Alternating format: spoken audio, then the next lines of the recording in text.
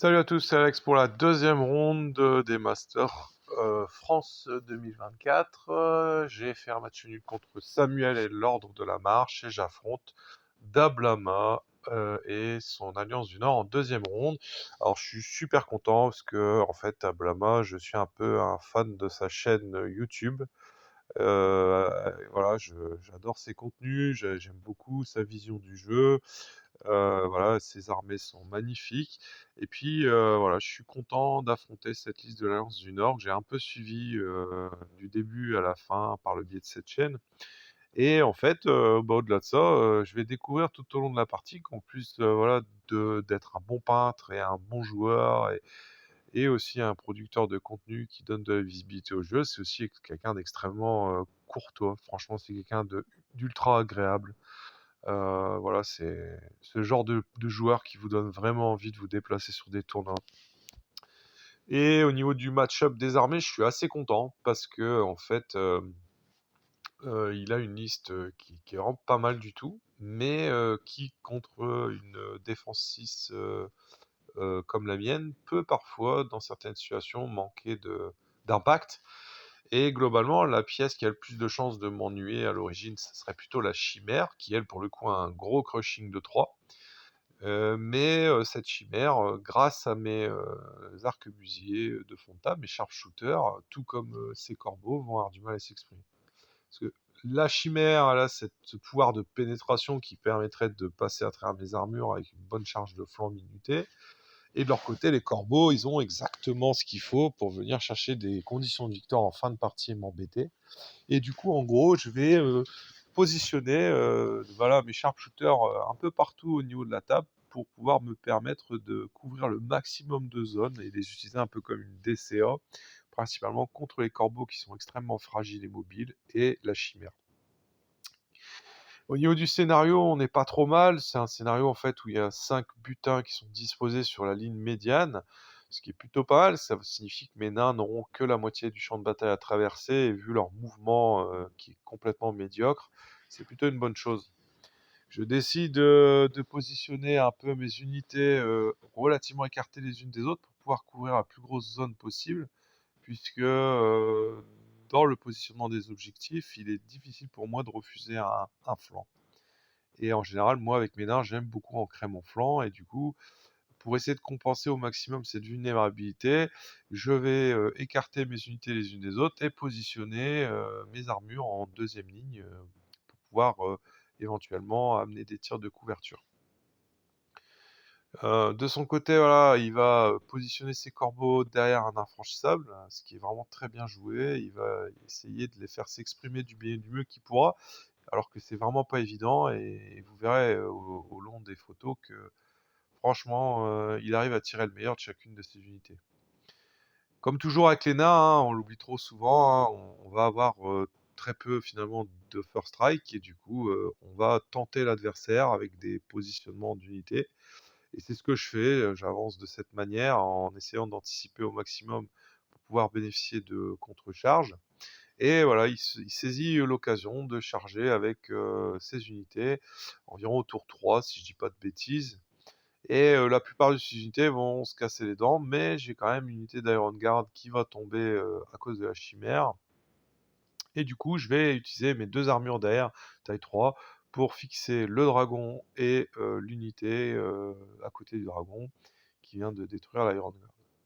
À partir de ce moment-là, on joue le combat des nains, hein, c'est-à-dire qu'on va avoir une guerre de position dans laquelle mes guerriers vont affronter ces unités, et tout ça avec le tir de couverture de mes arquebusiers. Ces chasseurs qui sont dissimulés dans les forêts vont avoir beaucoup de mal à avoir un effet sur le jeu, mais on a quand même, parce que j'ai une grosse défense, et on a quand même une unité sur son flanc droit finalement, qui défend une forêt pour pouvoir éventuellement aller chercher un butin en fin de partie. Il va réussir à percer sur mon flanc gauche. En fait, à un moment donné, il y a un fait de jeu, il va réussir un corps à corps assez, voilà, assez chanceux sur Faber. On dira, c'est pas forcément ultra chanceux, je dirais qu'il y a 35% de chance que ça passe. C'était une charge gênée avec une unité qui n'est pas Pathfinder. sur le flanc, de Faber et sans forcément avoir, plus qu'un crushing de 1. Donc c'était pas gagné avec sa horde élémentaire, mais ça passe. Et pendant ce temps-là, par contre, sur le flanc droit, bien petit à petit, ces unités vont rencontrer des difficultés, hein, sur cette guerre d'usure. On aurait eu un fait de jeu quand même qui m'aurait bien mis en difficulté. Il y a un moment donné, ces naïades, si elles chargent mes unités, c'est parce que je jette la quasi-totalité de mes chiens. Je crois que je les avais tous jetés sauf un au même tour sur cette unité de naïade, tout en tirant avec toutes les armes de tir que je pouvais, dont Golok, qui était appuyé par l'ingénieur, et l'ingénieur qui tirait. Et en fait, j'ai complètement sous-staté mes dés. Et en fait, du coup, j'ai pas réussi à tomber cette horde qui m'a quand même beaucoup ennuyé. Et en fait, sur le flanc droit, bah, en gros, j'ai une condition de victoire qui est quasiment impossible à récupérer pour lui, puisque c'est un régiment d'Iron Guard qui détient ce butin et qui est dissimulé dans la forêt. Il a aucune unité sur ce côté-là. Je finis par me débarrasser de la chimère. Et sur le flanc gauche qu'on voit en photo, ben voilà, lui, de son côté, cet objectif-là, il me laisse quand même très peu de chances, de le récupérer. Sur cette partie, franchement, les sharpshooters ont fait vraiment un carnage, ils sont allés, impacter les unités, point de vie après point de vie. Là, ils ont détruit, neutralisé des unités, ils en ont ébranlé. Et franchement, ils ont fait un très gros boulot. De la même manière que la horde d'élémentaires de glace, voilà, de Dablama m'a vraiment littéralement pourri la vie. Euh, et en fait, à un moment donné, au niveau du jeu, voilà, il y a quand même une lutte sur le centre qui finit par partir sur mon avantage et de un flanc droit que je contrôle. Et du coup, en fait, à force, bah, au tour 6, je me retrouve dans une situation, voilà, on est sur une situation de victoire avec, 1 point de butin, en différentiel, mais malheureusement. Mais heureusement, cette fois-ci, je vais avoir un, tour 7.